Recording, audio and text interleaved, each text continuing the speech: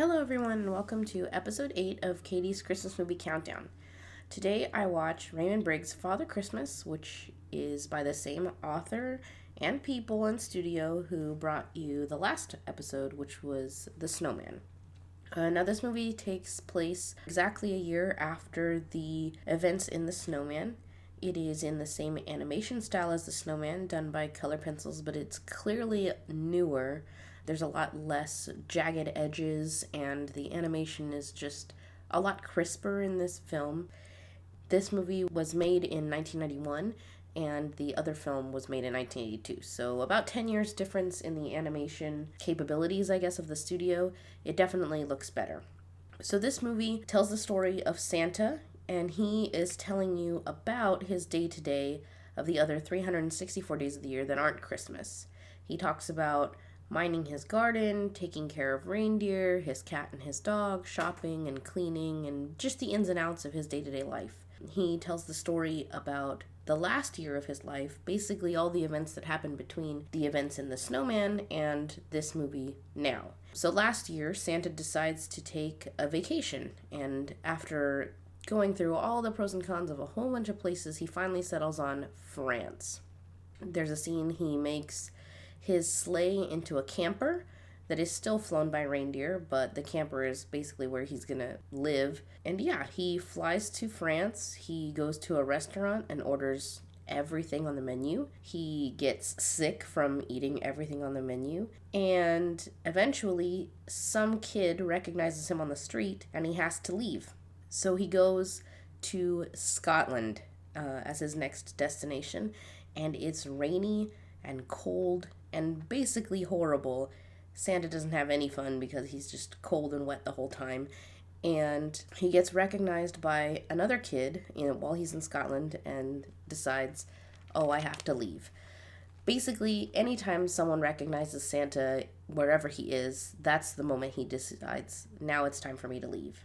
So his third destination ends up being Las Vegas. Now, Santa stays at this cartoon version of Caesar's Palace, and he indulges in all the things that Las Vegas has to offer. He gets room service, he's swimming every day, he's out drinking by the pool, he goes to the casino and loses all his money, he goes and sees the show, and he stays until August 31st, when he finally gets recognized. We know that it's August 31st because a newspaper tells us, and then he decides to head home.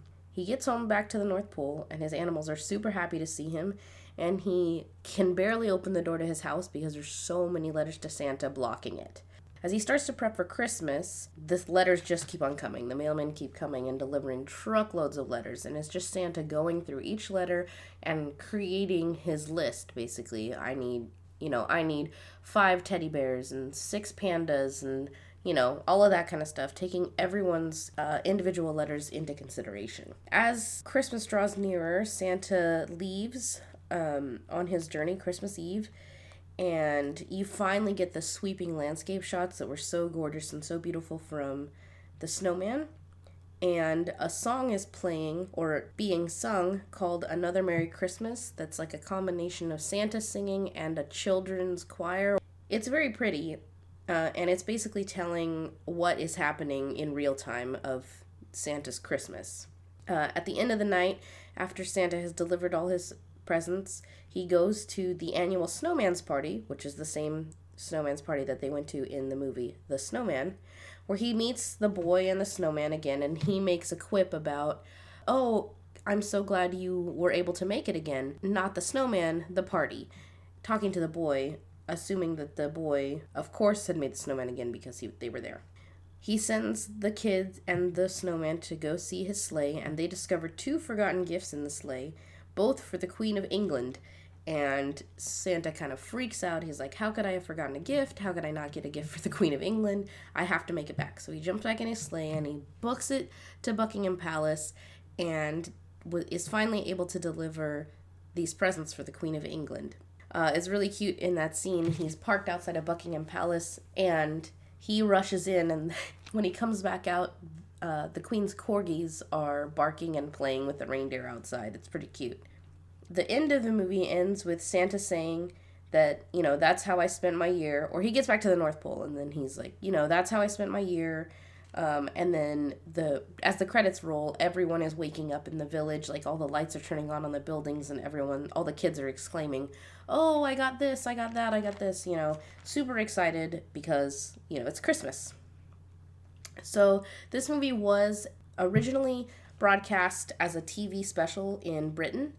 It was released on DVD, or well, not DVD because it was the 90s. It was released on VHS. I guess the following year, and was eventually released on DVD.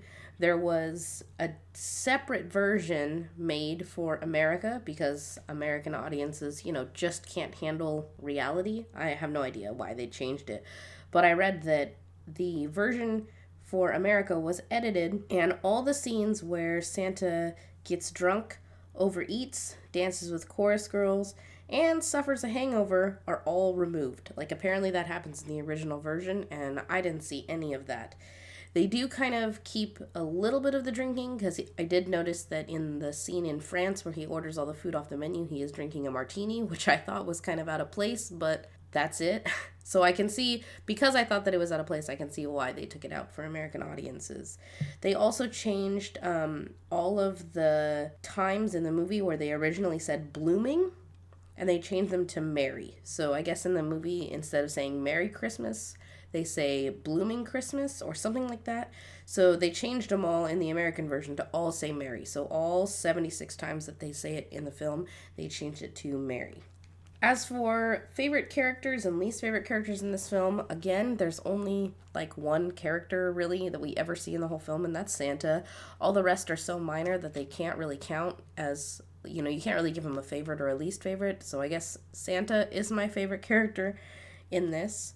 My favorite scene is definitely Santa in Las Vegas, because it's hilarious to think of Santa, gambling and drinking and eating at buffets and going swimming in you just don't think of Santa that way, and it's really funny to think of it that way, especially in animated Santa, because we've seen movies, there are all sorts of real life movies where the Santa character in the film just decides to take a day off or take a vacation or whatever and ends up dealing with whatever, goes swimming, parties. You don't think very much of it when it's real life, but as an animated character, you're definitely like, oh, well, that's out of place, because Santa should be, Santa's supposed to be doing this, and it's weird to see him being a normal person. The music in this film is a lot less important than it is in The Snowman.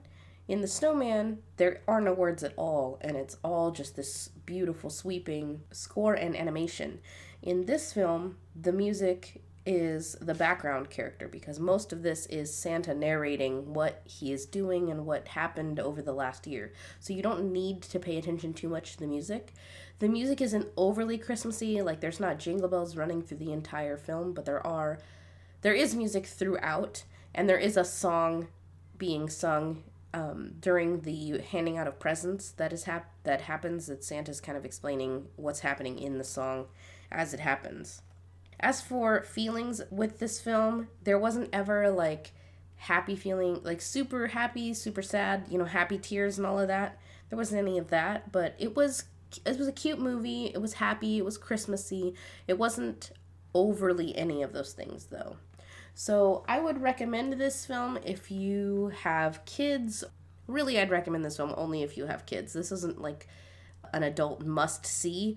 This is a short 30-minute film, quick thing about Christmas, and if your kids have ever asked you, what does Santa do on the rest of his days off, in between Christmases and stuff, let them watch this film, and they can see an imaginative retelling, I guess, of what Santa does in his days off.